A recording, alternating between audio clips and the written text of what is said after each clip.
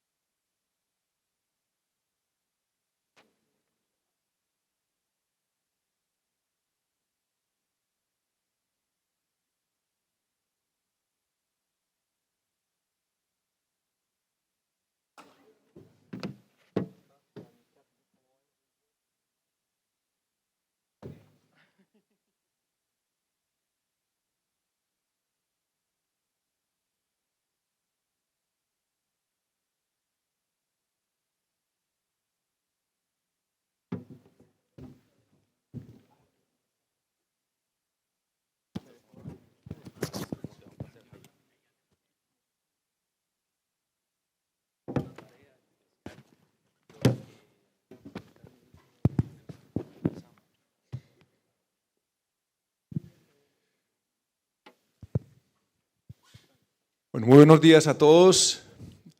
Un placer estar en la mañana de hoy. Un agradecimiento muy especial a Bruce, a todo su equipo por esta invitación. Y estamos en un panel, creo que absolutamente crítico en esta reflexión en torno a para dónde vamos en materia de energía y también para dónde vamos como país. El título de este encuentro que nos convoca, Colombia genera. La gran pregunta aquí es si somos capaces de generar la energía suficiente para tener la seguridad y la soberanía que nos saque adelante. Eso es una reflexión profunda, donde hace unos años veíamos con mucho optimismo las potencialidades de nuestro país en la transición energética y lo que significan, digamos, las condiciones geográficas privilegiadas de Colombia para que nosotros estuviéramos o siguiéramos liderando en el mundo como un país podía ser un ejemplo en su matriz energética, una matriz energética limpia y donde teníamos todas las condiciones para poder tomar las decisiones correctas. Y la punta de lanza de esa visión era La Guajira. Las mejores condiciones climáticas, los mejores vientos del hemisferio, la mejor luminosidad. Y desde hace unos años, desde distintos sectores, sector privado que vio las oportunidades, los distintos gobiernos y un país que ha tenido una posición privilegiada en su matriz energética, digamos, sobre todo por el tema hidro, y se hicieron grandes esfuerzos, grandes apuestas para entender eso en La Guajira, hace ya varios años, y hoy, varios años después, nos tenemos que mirar al espejo de lo que ha pasado y hacer una reflexión y un diagnóstico crudo, abierto, sin decirnos, sin engañarnos, de qué ha pasado. Varios años después, varios millones de horas después, y hoy podemos decir lamentablemente que la mayoría, si no todos los proyectos que se iniciaron en el pasado están parados y suspendidos. Muchos están empacando maletas, otras empresas están vendiendo Y La Guajira no es solo La Guajira. La Guajira tiene unas particularidades que quiero que las hablemos. La pregunta es si La Guajira va a ser o es un laboratorio de lo que nosotros queremos ser como país en la construcción de confianza y en el trabajo articulado entre el sector privado, el gobierno nacional, los alcaldes y los gobernadores y las comunidades. Si somos realmente capaces de llegar a unos acuerdos fundamentales para avanzar como país, donde Colombia hoy está en un espectro en materia energética donde a un extremo tenemos el apagón y en el otro extremo tenemos un país que puede convertirse en una potencia energética en América Latina. Y lamentablemente, en lo que ustedes han hablado en esta reunión de 2 días y donde en las otras reuniones que por fortuna pues nos encontramos en muchas oportunidades, estamos pues muy cerca del apagón. También hay que hablarlo claro. Y del desabastecimiento y del aumento de las tarifas y de la importación de gas, de todo lo que vimos en el panel anterior. Y esa aguja está cerca del apagón. La pregunta es si somos capaces de llevarla lentamente hacia un país, una región caribe y sobre todo un departamento como La Guajira de que sea capaz de sacar adelante todos estos esfuerzos. Así que para entender eso y sobre todo para ser concretos en lo que ha pasado y cómo podemos y si es viable resolver estos problemas estructurales de los proyectos que hay en La Guajira y las lecciones es que estamos acá. Y la primera pregunta es si La Guajira, y perdónenme plantearlo tan crudamente,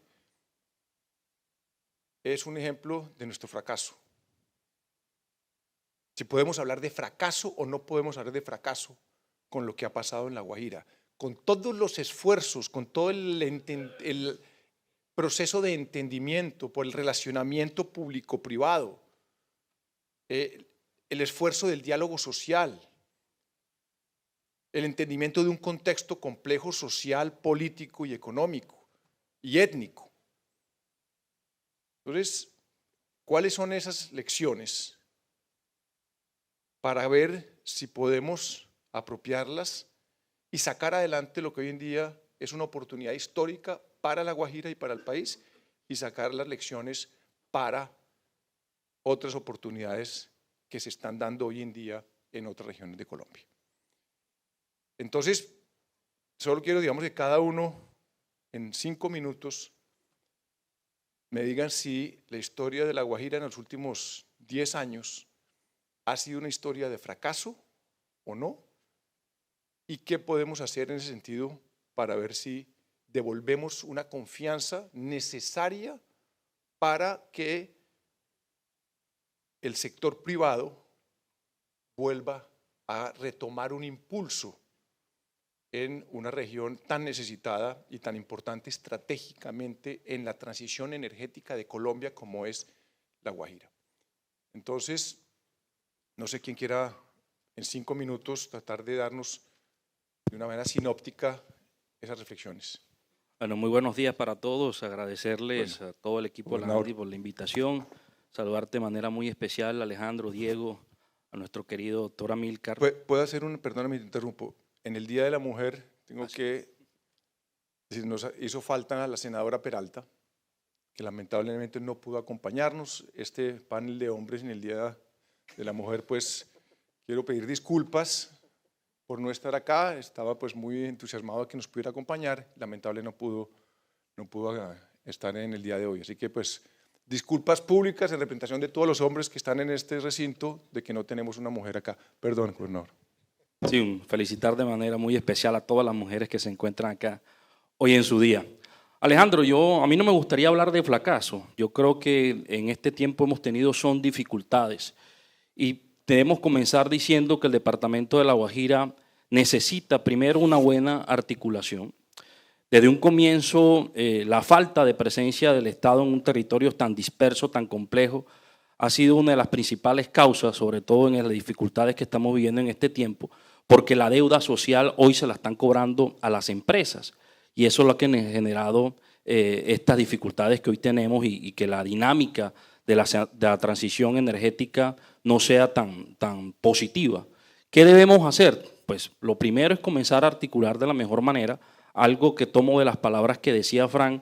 Aquí no se está articulando bien porque si hablamos del caso de La Guajira, muchas veces el Ministerio de Minas y Energía hace las veces del Ministerio de Interior por la misma falta de capacidad de presencia del Estado en el territorio. Articular mejor nos debe llevar nosotros también a construir estrategias claras. Desde que llegué al cargo, puse en firme la disposición de trabajar con las empresas. Ya hemos tenido varias mesas de trabajo para crear por primera vez en el departamento de La Guajira una unidad permanente de diálogo. La palabra para nosotros es muy importante y dialogar y brindarle capacidades, sobre todo a la institucionalidad y a las empresas, nos va a permitir a nosotros crear una hoja de ruta clara. El 57% de nuestro Producto Interno Bruto en el departamento lo representa la minería. Nosotros vivimos de la minería. Con eso pagamos nuestros hospitales, tenemos educación y muchas cosas más. Entonces, articular nos va a permitir también poder seguir nosotros en esa línea de que tú bien decías que hoy La Guajira representa prácticamente la punta de lanza de la transición energética del país, pero debido a todos estos conflictos sociales, nosotros hemos tenido dificultades para poder avanzar. La unidad permanente de diálogo es un equipo multidisciplinario, compuesto de profesionales, de equipo psicosocial, tener presencia también de hablantes, de palabreros, para poder acompañar a las empresas dentro del territorio y hacer presencia en los diferentes conflictos que hoy se generan en el departamento de La Guajira. Avanzar también en estrategias claras de cómo podemos nosotros hoy vender y hacer atractivo el departamento de La Guajira. Tener un Pro Guajira, que también ha sido muy importante el apoyo que hemos recibido de las empresas para que por primera vez el departamento tenga la posibilidad de hacer atractivo a las personas para que lleguen a territorio. Establecer también unas estrategias importantes con el Ministerio de Defensa, el Ministerio de Interior, para poder nosotros tener un equipo, sobre todo un escuadrón vial que haga compromiso serio y puedan nosotros tener presencia en las arterias principales del departamento de La Guajira y que no se vea como un territorio prácticamente en el olvido. Eso no puede permitirse más. Hay que tener una presencia del Estado, pero lo más importante es comenzar a articular y que las cosas que se hagan primero se concerten, se hablen y se genere un diálogo importante a través de esta unidad permanente de diálogo que tiene que estar en todo el territorio acompañando a las empresas. Hoy nosotros reconocemos nuestras potencialidades, pero también nuestras dificultades. Y lo he dicho siempre, Cerrejón acaba de pagar 8.8 billones de pesos en impuestos de renta. Yo creo que aquí también hay que llevar el debate con el gobierno nacional, porque de esos recursos ya nosotros hace mucho tiempo hubiésemos resuelto nuestros problemas históricos y en eso siempre me ha acompañado el doctor Amílcar, de cómo podemos nosotros, este departamento que ha dado tanto a la nación, poder nosotros establecer unas reglas de juego claras que al menos nos permita terminar con uno de nuestros problemas históricos, si hablamos del caso de agua, si hablamos de la problemática de los servicios públicos para hacernos más competitivos. Precisamente mañana tenemos un congreso en Sucre precisamente para abordar estos temas, cómo poder hacer nuestras regiones, sobre todo la región Caribe, más competitiva para la inversión. Entonces, desde esta administración, desde el compromiso que asumo como gobernador, es poder articular, de brindarme ese acompañamiento real y establecer unos diálogos genuinos con cada una de las comunidades para poder avanzar y terminar por fin con esta dificultad que se ha generado por tanto tiempo. Y hay que hablar de los ejemplos exitosos. Yo tengo que hablar de MK Energy, el ejemplo que tenemos nosotros con el proyecto María Conchita, que a través del diálogo, de una buena dinámica, del empoderamiento de las comunidades hoy está avanzando bien, se viene trabajando bien y es una idea que nosotros tenemos para decirle no solo al país, sino hasta al mundo, si conversamos y dialogamos las cosas pueden pasar. Entonces, yo creo que por ahí no es hablar de fracasos, sino de dificultades y cómo podemos recomponer el camino que hoy es lo que todos estamos esperando. Muchas gracias, gobernador.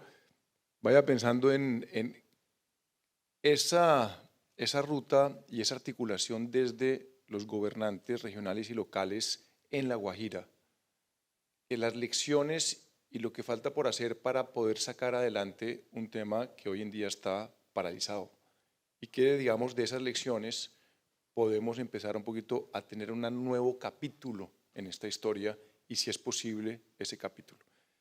Doctora Amílcar, usted no necesita presentación, guajiro, exministro de Minas, hoy desde la RAP con una visión regional.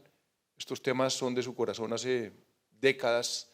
¿Cuál es esa visión que usted tiene desde una perspectiva, pues, ojalá muy práctica, porque aquí estamos tratando de resolver temas concretos en un país que tiende mucho al diagnóstico abstracto?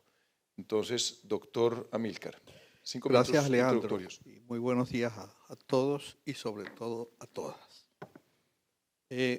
Para ponernos en contexto, quiero empezar por decir que en el año 2014, mayo exactamente, se sancionó la ley 1715, que es la que establece los estímulos, los incentivos para el desarrollo de las fuentes no convencionales de energías renovables en Colombia. Y la regulación llegó tarde. Se tomaron exactamente 5 años para posibilitar la primera subasta para asignación de proyectos de fuentes no convencionales. Fueron 5 años perdidos. Y ya se cumplen este año 10 años de haber sido expedida esa ley, que posteriormente fue reforzada con la 2099 del 2021. ¿Qué pasó desde entonces? En el año 2019 y 2021 se realizaron las subastas a través de las cuales se asignaron 2.400 megavatios para desarrollar en La Guajira los parques eólicos para generar esa energía que tanto requiere el país.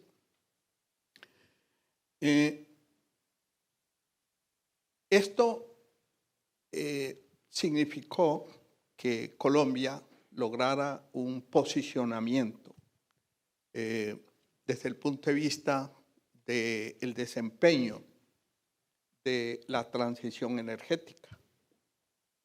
Año 2021, en el reporte del Foro Económico Mundial, Colombia figuraba en el puesto 28 a nivel global por su desempeño en la transición energética.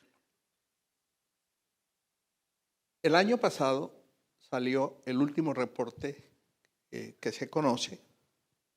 Colombia perdió 10 puntos a nivel global, pasamos del 28 al 38, y después de ser el segundo país en América Latina en su desempeño de la transición energética, después de Chile, en este último reporte Colombia figura en el 6º lugar.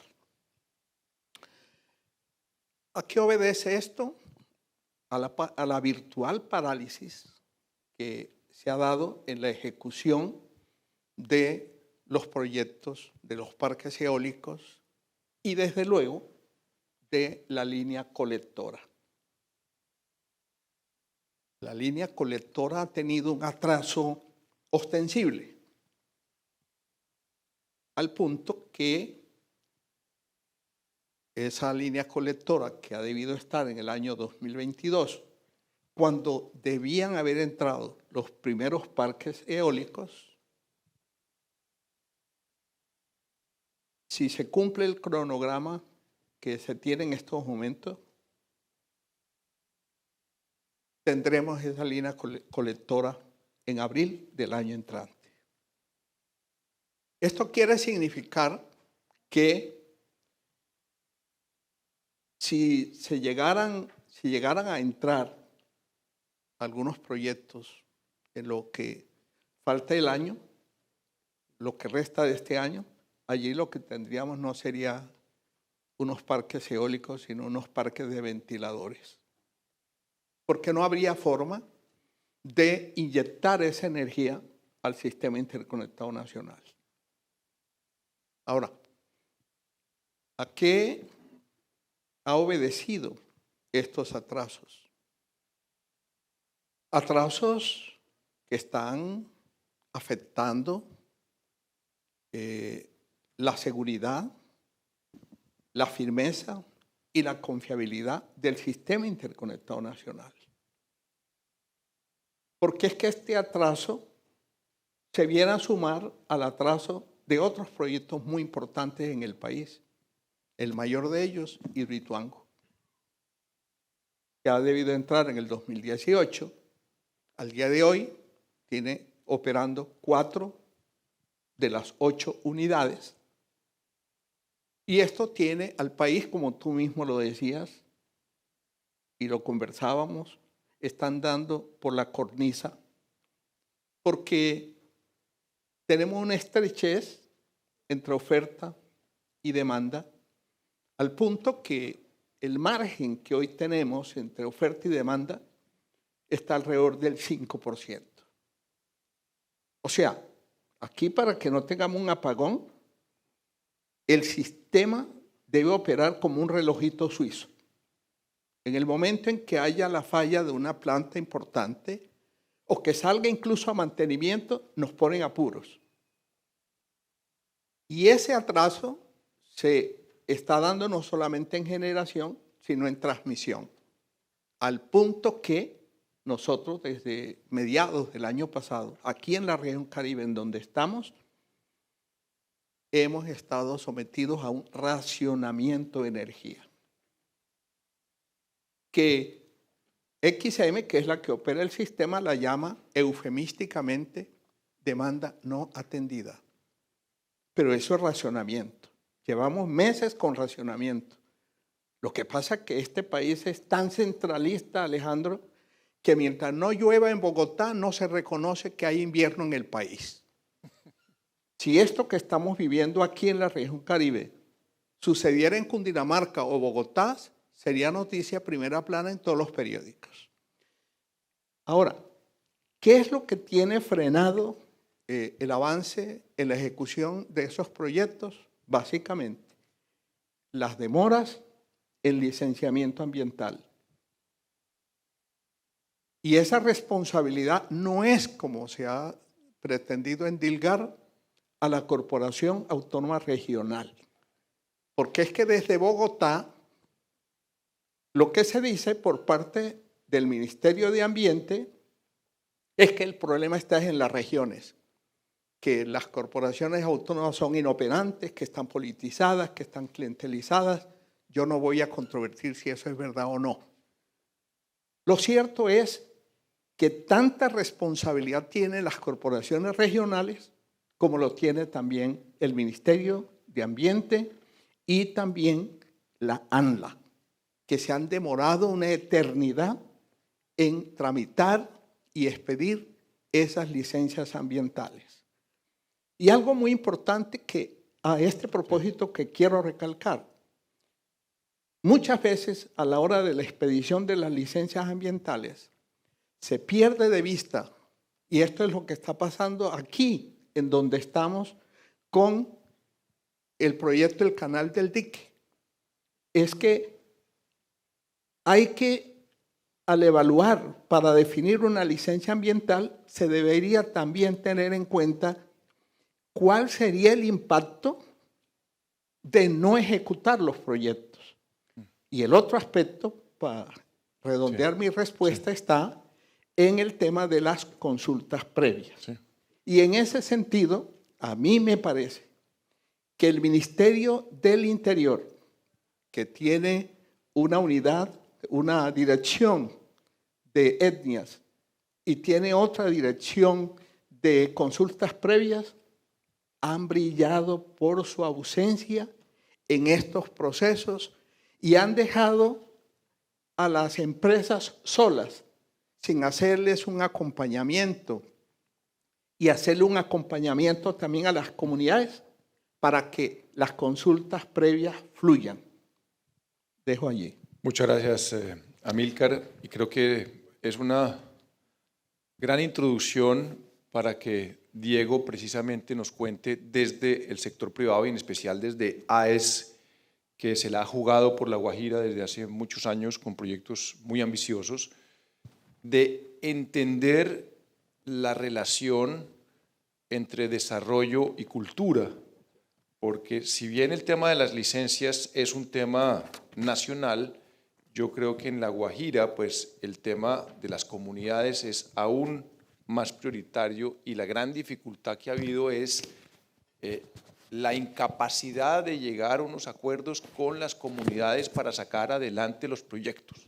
Eso es, digamos, lo que uno oye desde todos los sectores. ¿Por qué ha sido tan difícil ese relacionamiento con el territorio? Y yo creo que nadie mejor que Diego, quien le ha tocado en varios proyectos, que nos cuente esa perspectiva y esas lecciones. Vale, pues muchas gracias. A ver, hay muchos conceptos que son complejos de poder explicar en 5 minutos, pero que hay que revisar, digamos, a partir de su pregunta, si esto fue un fracaso o no, ¿no? Y yo creo que desde el punto de vista eléctrico ha sido un fracaso. Desde el punto de vista eléctrico no hemos podido entrar los proyectos a tiempo y la no entrada de estos proyectos a tiempo ha tenido unas consecuencias que siguen alimentando el ciclo vicioso que tiene el sistema eléctrico. Y es que en la medida que no podemos integrar energía como la eólica, el tema de tarifas sigue siendo un problema y el tema de tarifas pues va a seguir creciendo y eso sigue alimentando el ciclo vicioso de seguir teniendo unas comunidades insatisfechas alrededor de un sistema eléctrico. Y esa realidad viene es que los proyectos no entran por una cantidad de particularidades y elementos que hacen que el desarrollo de un proyecto de estos en Colombia no se asemeje a nada al desarrollo de un proyecto de estos en cualquier otra latitud del planeta. Cuando nosotros nos vemos delante, por ejemplo, de temas como la consulta previa o nos vemos delante de solicitudes ambientales que son completamente tan exigentes que dejan de ser ambientales. Son tan exigentes que terminan por evitar que proyectos estratégicos ambientalmente entren a tiempo. Y en la medida que no entran a tiempo, pues más temas, digamos, de hidrocarburos vamos a requerir, más necesidad va a haber de que podamos seguir impulsando la transición energética justa desde lo que tenemos, porque no puedo compartir sino esa visión de que desde lo que tenemos que llegar a que se dé esa transición energética. El segundo concepto complejo es cuando hablamos de transición energética y le metemos la derivada justa. Cuando hablamos de transición energética justa empezamos a entrar en una subjetividad inmensa que nos permite saber qué es lo que significa justicia para un entorno, por ejemplo, como La Guajira. ¿Sí? En La Guajira hemos abierto la puerta a una cantidad de actores que han aprovechado la situación de necesidad, de pobreza, de dificultad que tienen las comunidades indígenas para hacer su propio negocio y decir que ellos son quienes vienen a justificar a esas comunidades. Y no hay nada más distante de la verdad. Aquí se ha sembrado un lenguaje súper falaz que nos ha llevado a unas conversaciones innecesarias.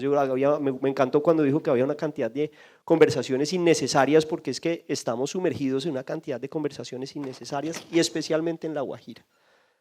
Les quiero hablar de una de ellas, la consulta previa en La Guajira. La consulta previa en La Guajira es tal vez el territorio en el mundo que más consulta previa ha realizado en su historia. Estamos hablando de todos los procesos que se han desarrollado en La Guajira, han contado de licencia social, han contado de consulta previa y eso lo pueden ir y verificar en el Ministerio del Interior. Allá están las actas, allá está la información. El Ministerio del Interior nos ha acompañado y hemos realizado solamente en lo que es materia eléctrica más de 800 consultas previas que se hacen con todos los elementos. Les voy a dar una experiencia que tuve hace como 2 meses con los oficiales de la OIT del Acuerdo 169 y venían a decir: a verificar cómo se estaban haciendo las cosas en la región. Estuvieron en Perú, estuvieron en Ecuador, estuvieron en otros países de la región y llegaron a Colombia y vieron a los colombianos mostrando qué hacíamos en consulta previa. Y voy a tomar las palabras literales de ellos. En Colombia se hace una consulta previa increíble. Las empresas hacen un esfuerzo increíble porque se respete ese derecho fundamental. Me atrevo a decir que no somos solo las empresas, yo creo que los entes locales han tenido una dinámica súper completa desde el punto de vista del diálogo social que termina siendo torpedeada a través de esos lenguajes de cómo justificamos a la gente y cómo generamos justicia en un entorno donde todo pareciera ser injusto.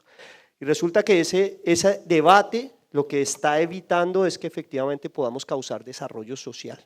Colombia tiene que cambiar su visión. Nosotros no podemos pretender que nuestra única visión va a ser la de ser grandes generadores de energía cuando tenemos una potencialidad inmensa que viene acompañada de poder generar esa capacidad. Si nosotros generamos una capacidad y una potencialidad de generar energía masivamente, lo va a hacer así también para que haya la competitividad para generar productos agropecuarios, para generar turismo, generar otras actividades y otros sectores que nos van a sacar de esta lógica reducida en la que nos encontramos. Porque estamos en una lógica muy reducida, estamos en una lógica en la que nos dicen, no, aquí en Colombia no se pueden hacer proyectos porque las comunidades son pobres y en la medida que las comunidades son pobres, pues no se hacen proyectos y en la medida que no se hacen proyectos estamos alimentando un ciclo pernicioso que no permite que crezcamos como sociedad. Entonces, ahí hay un fenómeno que trata otro concepto muy complejo y es el de la confianza.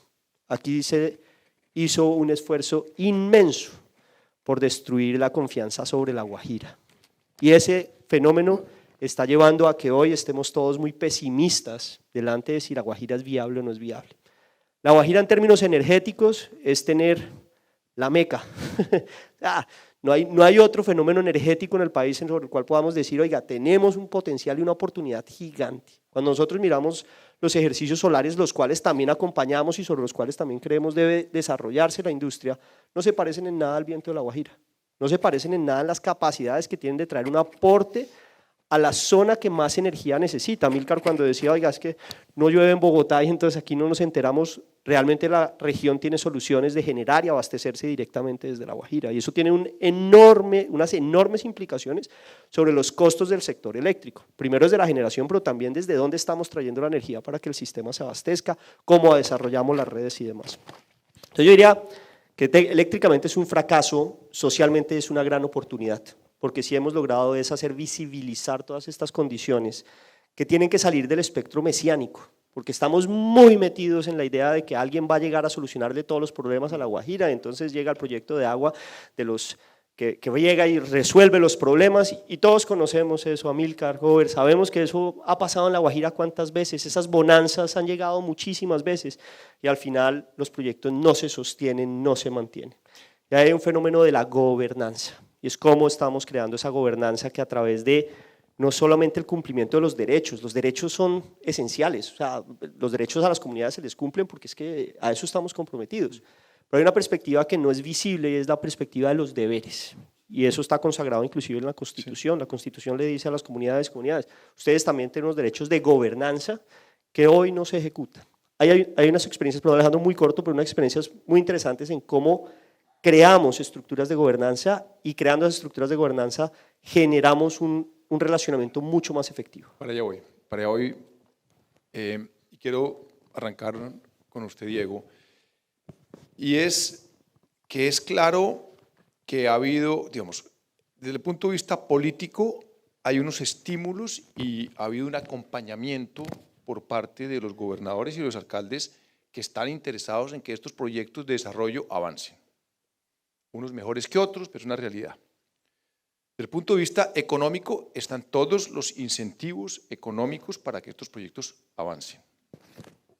Desde el punto de vista energético, pues ni hablar, es la meca, es digamos, la tierra prometida de cualquier país tener el privilegio de tener La Guajira.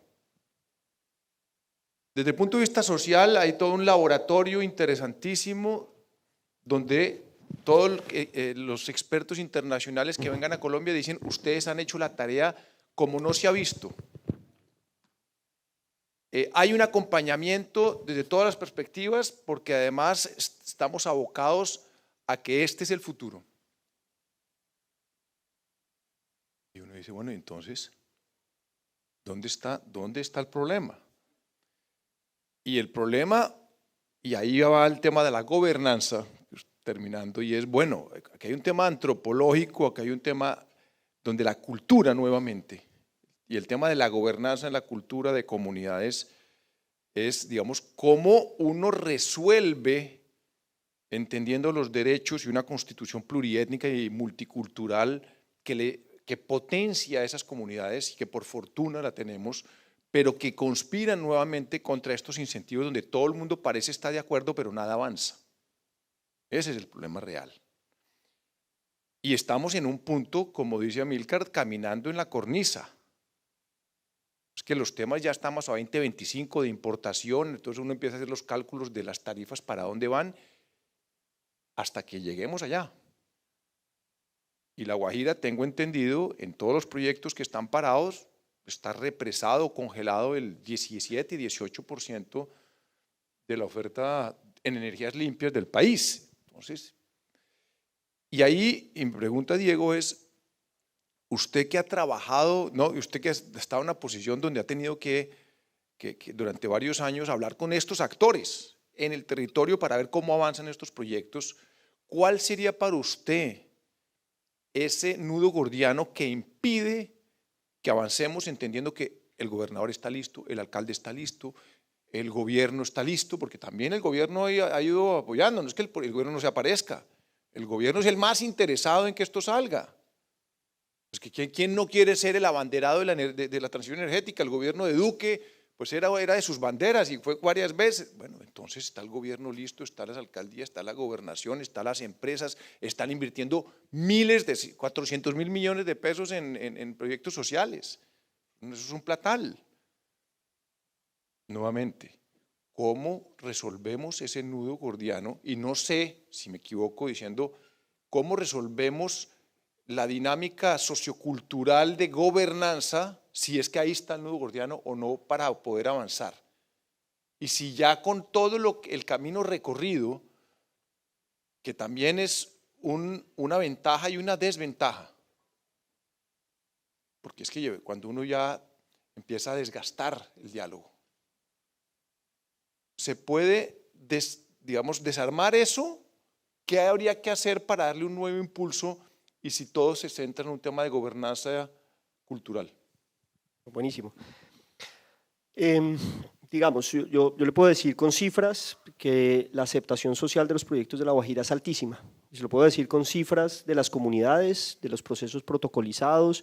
Nosotros podemos hablar de una satisfacción del 98% de las comunidades sobre las cuales nosotros ejercemos consulta previa. Entonces, lo primero es decir, esto no es un tema de las comunidades. Lo que pasa es que la vulnerabilidad de las comunidades las hace sujeto muy oportuno de sembrar una cantidad de temas alrededor de ellas. Entonces, oiga, no, es que las comunidades no quieren los parques eólicos, las comunidades sí quieren los parques eólicos. Lo que pasa es que la misma necesidad pasa por la necesidad del agua, pasa por la necesidad de la alimentación, pasa por la necesidad de la alimentación, de la nutrición, y eso viene a que en el momento en que hay cambios, esos cambios viene alguien nuevo y ese alguien nuevo propone la solución para La Guajira. Y otra vez volvemos a empezar. Eso es algo que nos vea…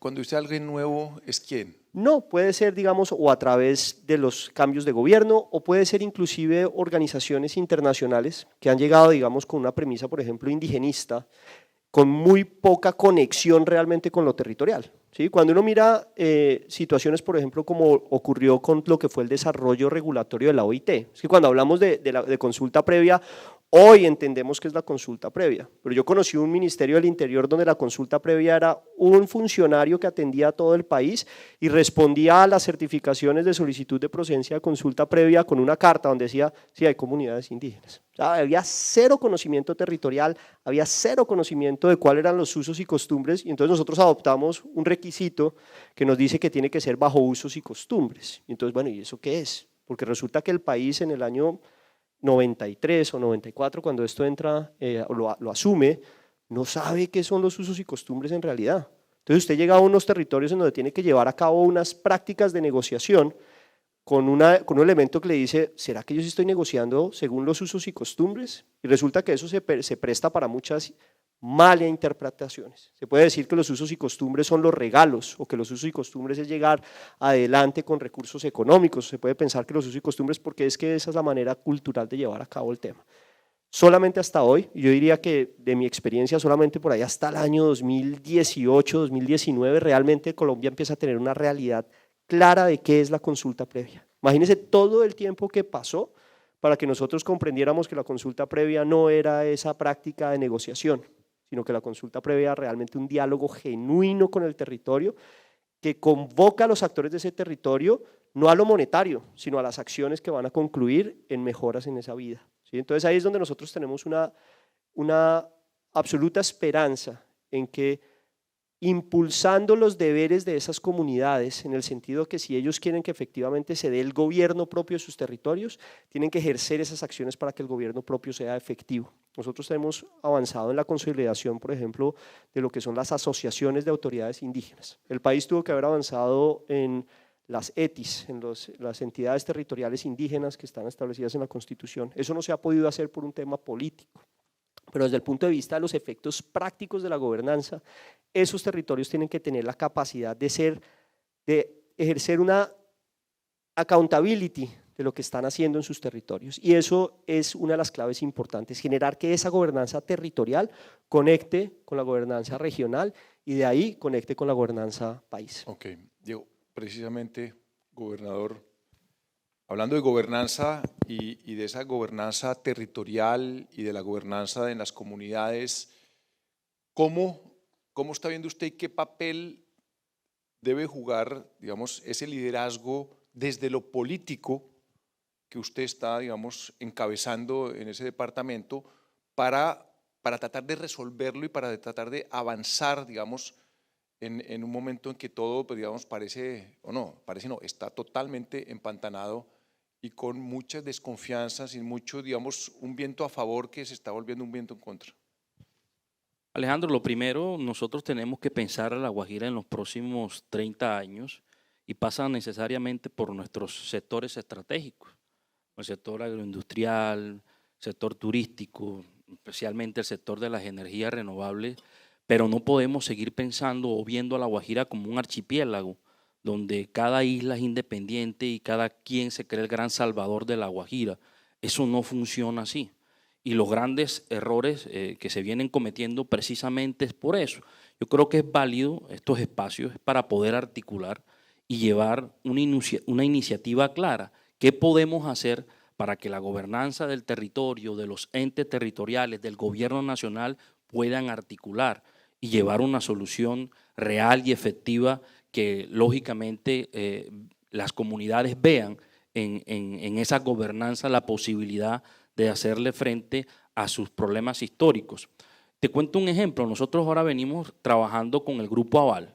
El Grupo Aval nos viene acompañando en estas iniciativas que ellos tienen, que han llamado Misión Guajira, cumpliendo la palabra, cómo podemos nosotros ayudar al departamento a hacerle frente a sus problemas históricos. Entonces comenzamos en un diálogo sano de cómo podemos nosotros hablar de conectividad vial, de cómo podemos nosotros construir verdaderos proyectos alrededor del agua potable, pero articulando para que podamos nosotros llevarle una solución efectiva a cada una de las comunidades y que las comunidades entiendan que las empresas están en el territorio no solo en un tema de una transición energética, en un negocio como tal, sino también en la búsqueda de encontrarle una solución real al problema social que tiene el departamento de La Guajira. Y si es posible, y es posible con el apoyo también y la buena disposición que hoy tiene el gobierno nacional.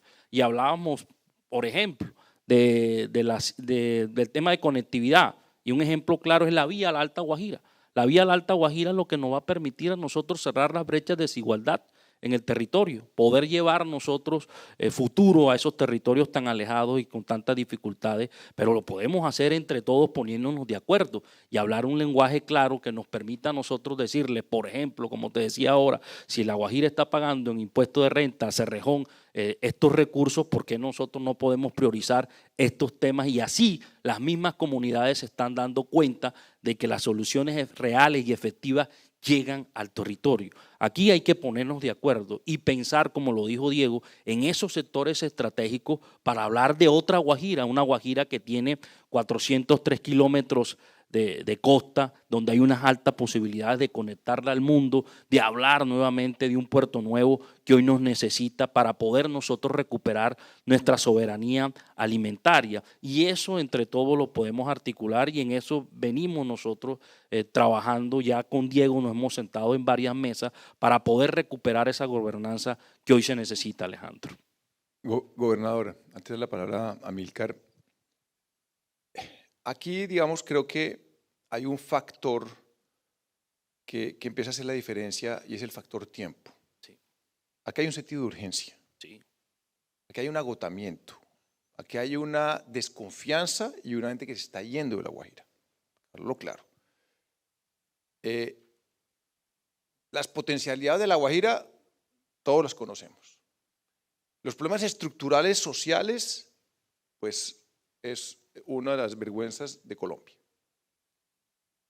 La pregunta es, dado el sentido de urgencia, dada la importancia de generar confianza con hechos concretos de que las cosas sí pueden pasar, y estamos hablando a 1 año o 2 años vista máximo, y los problemas estructurales de La Guajira no se van a resolver en 1 o 2 años. Y si la aproximación es que a través de estos proyectos energéticos de desarrollo social y económico se pretende resolver los problemas estructurales de La Guajira, con ese sentido de urgencia pues no va a pasar. Es un realismo, perdón, hablar tan claro y hablar de fracasos porque hay que hablar las cosas por su nombre. Y esto es una reflexión de modelo de país, si el desarrollo se entiende con el territorio o no. Y ya hay 10 años de camino recorrido. Entonces, como ya la gente se está empacando, la pregunta que le hago, gobernador, es, en ese sentido o en esa ventana que queda como de un último impulso que puede haber, ¿cómo ve usted resolver de manera concreta algunos temas o como llaman victorias tempranas para empezar a devolver la confianza de que sí es viable y que sí es posible lograr un modelo de desarrollo en el territorio con proyectos concretos? Si los hay, porque usted estaba mencionando uno, y cómo podemos empezar a buscar ese camino más allá de los problemas estructurales que todos conocemos. Sí, precisamente, Alejandro, ya estamos en esa tarea. El primer gran proyecto es tener la unidad permanente de diálogo en el departamento para poder brindarle un acompañamiento real y efectivo a las empresas, sobre todo en el trabajo que se tiene que realizar con el Ministerio de Interior para que en ese ejercicio de consulta previa, en el ejercicio de un diálogo genuino, pues pongamos las cartas sobre la mesa y nos entendamos mejor. Yo creo que la incapacidad que ha tenido, y lo tengo que decir, el gobierno territorial, el gobierno como tal, de poder brindar ese acompañamiento se ha permitido también en todas las dificultades que de ahí se han generado, que ya expuso claramente Diego. Por otra parte, hay unos proyectos claros que nosotros nos tienen que ayudar, sobre todo para potencializar esos sectores. Lo primero es volver a mirar al mar. El departamento de La Guajira necesita volver a mirar al mar y eso pasa necesariamente en cómo nosotros podemos disponer a través de las obras por impuesto de una conectividad marítima que hoy es tan necesaria, sobre todo en temas de desarrollo socioeconómico. Por eso desde ya estamos trabajando en proyectos como los muelles de cabotaje. Riohacha va a tener por primera vez una marina y esa marina necesita un complemento a través de municipios importantes como es Dibuya, donde tenemos Palomino, o Manaure, donde tenemos Sama, nuestra empresa de sal, Uribia también con todo su potencial turístico, tenemos que conectarla por el mar y en eso ya estamos trabajando. Ya vamos a tener una marina que nos va a permitir nosotros poner nuestros ojos en el mar. Lo otro, el tema de vías terciarias es tan importante porque logra generar también desarrollo rural que hoy se necesita. En ese viaje también expedicionario con el Grupo Aval revisamos una vía tan importante, una arteria que para nosotros es muy clave, que es la vía Francisco el Hombre, porque nos ahorra 44 kilómetros con el departamento del Cesar. Es una vía que va conjunta a ese sueño que tenemos de la represa del Cercado, que tenemos agua ahí. Esa agua tenemos que ponerla a disposición de los municipios, sobre todo también para poder potencializar nuestros distritos de riego y así hacerle frente a eso que hoy vivimos nosotros y que ustedes muy bien conocen, que es la dificultad en tema alimentario. La Guajira necesita recuperar su soberanía alimentaria y estos proyectos que tú mencionas son muy importantes para nosotros, porque son arterias, primero la de la Alta Guajira, que tenemos que hacerlo en el menor tiempo posible, que se tiene pensado terminarla en el 2030, tenemos que adelantar eso, Alejandro, y se puede hacer con la disposición del gobierno, con un trabajo, con una buena relación con las comunidades. Yo creo que es posible y eso va a mandar un mensaje claro a todo el país. Muchas gracias, gobernador. Amílcar, usted mencionaba la línea de la colectora, que es como la columna vertebral, o más bien el sistema nervioso de todos los proyectos que hoy en día pues, circundan pues, ese eje de distribución estratégico que está bastante, pues, digamos, se han hecho muchas consultas, está cerca Más de 200 consultas. Más de 200 consultas. Pero ya se surtieron. Claro, entonces quería profundizar en la línea colectora para tratar de entender si, dadas las consultas que se han hecho, que han sido muchísimas, qué tan cerca se está de que esa línea se cierre o se termine como un potencializador de que los proyectos que están hoy en día congelados vuelvan a florecer y a resurgir o a devolver la confianza para poder conectarse. Usted digamos que conoce como pocos, por La Guajira, ni hablar, y este sector, ¿será la línea la colectora el catalizador de aquí a un año, año y medio, de que florezcan los proyectos, o es pensar con el deseo? Indudablemente, es que esto funciona de doble vía. Los proyectos eólicos de La Guajira, sin la colectora, ya lo decía, no son operativos.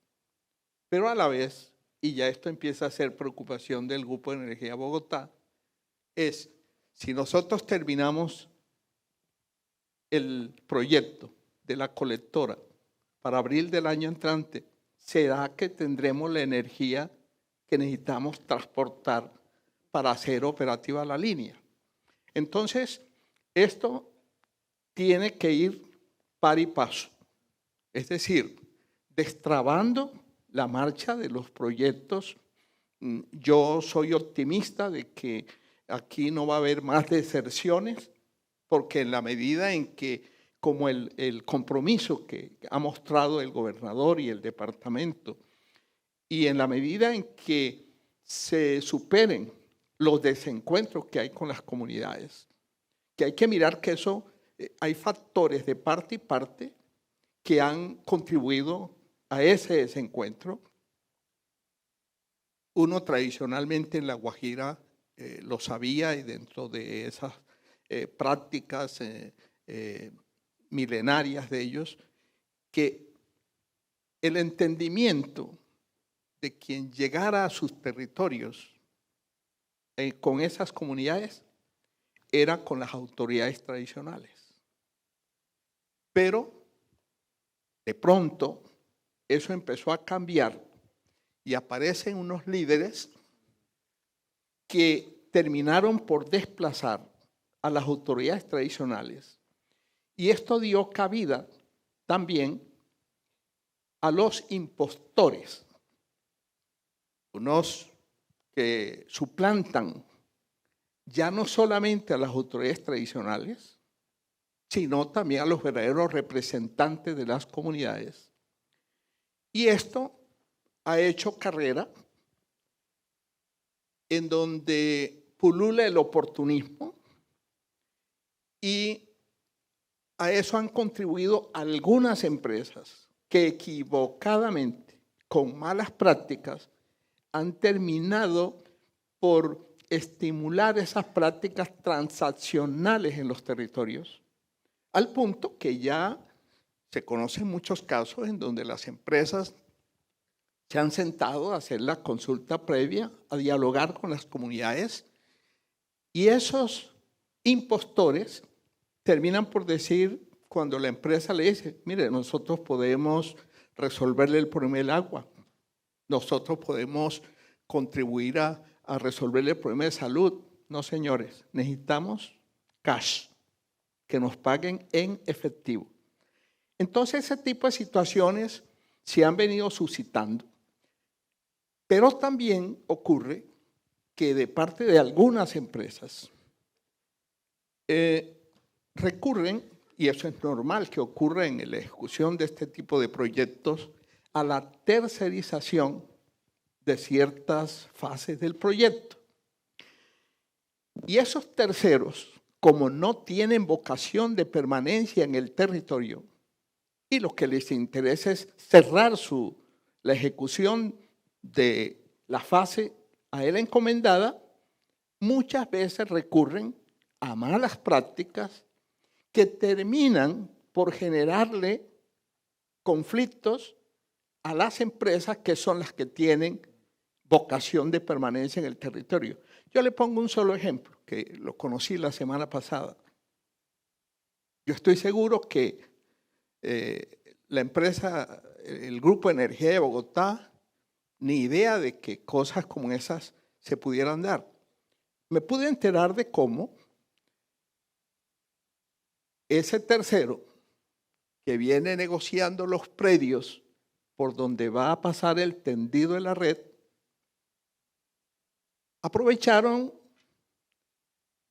la situación que se presentó con la pandemia de los confinamientos y llegaron a ciertos predios. Las personas que, repito, hacen esa labor de la adquisición de predios y encontraron, y sé que se presentaron en varios casos, situaciones como esta. Llegaron, levantaron una información con el capataz de la finca, fue con el que se entendieron, terminaron tramitando esto no con los dueños de los predios, sino que se fueron por la vía judicial.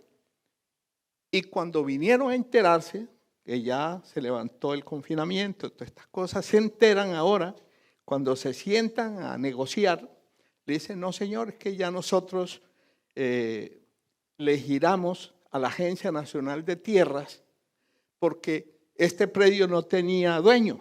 ¿Cómo así que no tenía dueño? Si el dueño soy yo y aquí están las escrituras y ustedes con quién hablaron. Para no alargarles el cuento, tuvieron que volver a sentarse a negociar con los verdaderos dueños. Esas situaciones son fuentes innecesarias de generación de conflictos en el territorio. Y termino diciéndote lo siguiente, a propósito de ese potencial tan enorme que tiene La Guajira en fuentes no convencionales de energías renovables. Yo he dicho, esta es una ventana de oportunidad que tiene mi departamento y que tiene la región Caribe, empezando por algo tan elemental. A nivel país, nosotros tenemos una cobertura como de por encima del 90% de energía. En La Guajira está en el 74%. Pero vaya usted a Uribia, allá donde se están instalando, la cobertura no supera el 24%. Ahí es el caso más patético de lo que hoy se llama pobreza energética. Entonces, esta es la gran oportunidad que tiene para empezar a resolverse en la medida en que se cuente siempre la disculpa que se ha tenido del por qué no se lleva la energía a esos territorios. Son distantes, son de difícil acceso, baja densidad poblacional, población dispersa y para completar, nomadismo. Para llevar la energía desde el Sistema Interconectado Nacional, dicen los técnicos, eso no es costo eficiente. Pero hoy en día ese obstáculo se supera con las no convencionales, porque usted puede resolver el problema con paneles solares. Y si usted le resuelve el problema de los paneles solares, fíjese, usted empieza a resolver el problema también del suministro de agua. Porque como ministro me tocó ver de cómo yo le llevé la solución al municipio de Nazaret, energía a las 24 horas, con unos paneles solares y con una planta eléctrica, un sistema dual. ¿Qué pasó? A los 5 meses de haberse inaugurado el sistema, me llaman. Doctor, ya no está funcionando. Averiguo qué pasó. No hay combustible para la planta eléctrica. Llamo al alcalde, me dice, ministro, con pena con usted, pero tengo que decirle que fue que se me agotó el rubro de combustibles. ¿Qué me tocó hacer? Llamar a la DIAN y decirle, mire, del combustible de contrabando, decomisado, mande unos tambores para allá y se resolvió el problema.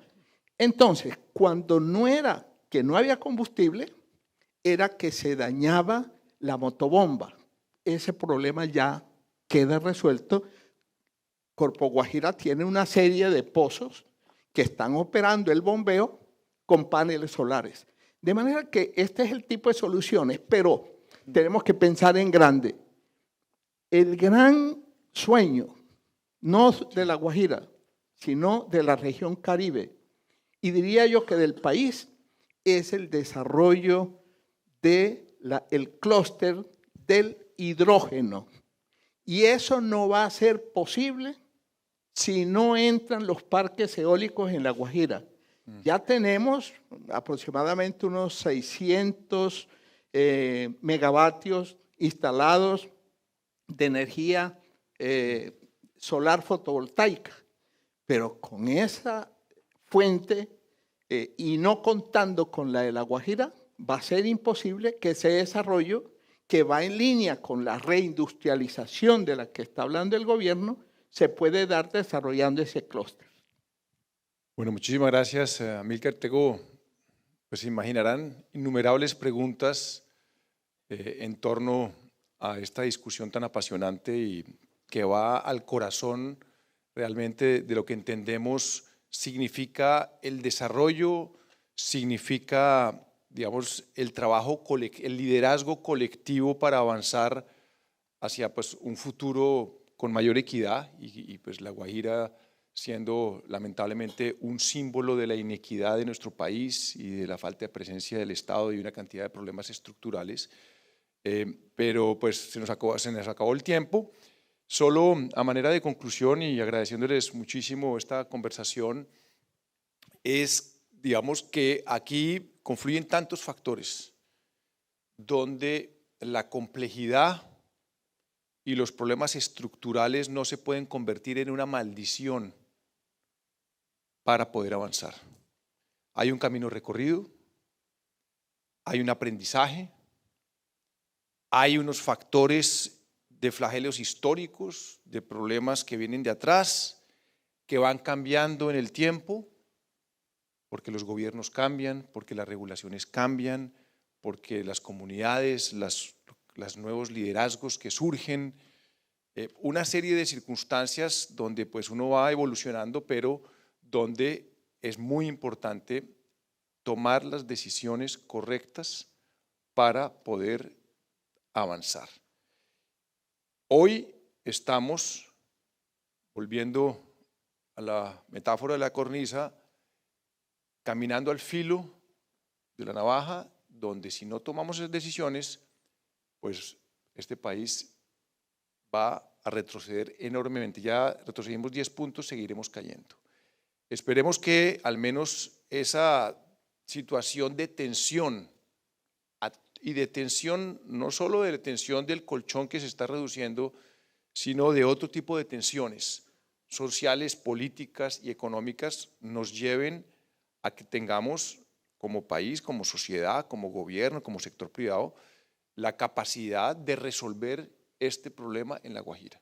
Porque lo que está jugando en La Guajira no solo es La Guajira, y no solo tampoco es un tema de energía, es un tema profundo de energía que hoy nos convoca, pero el tema de La Guajira en el fondo es una reflexión de la viabilidad de una sociedad para ponerse de acuerdo de para dónde quiere ir. Y lamentablemente la experiencia no ha sido buena. Entonces yo creo que debemos un poquito aprender esas lecciones, mirar qué no ha funcionado y qué se ha funcionado, porque lo que va a empezar a pasar y ya está pasando es que esos proyectos, uno, pues se van a ir. Y segundo, pues lo que también puede pasar es que en otros departamentos del Caribe, y ahí el doctor Amílcar es el hombre que sabe cómo se mueve esto, van a trasladarse, ojalá, a otros departamentos que van a ofrecer y van a ver lo que pasó en La Guajira para decir, aquí sí se puede, aquí podemos hacerlo, ¿no? Que es tema, y lo menciono porque pues me vino enterando, ya está pasando. Y eso sería, digamos, un tema donde le arrugo uno el corazón, gobernador, que eso no puede pasar.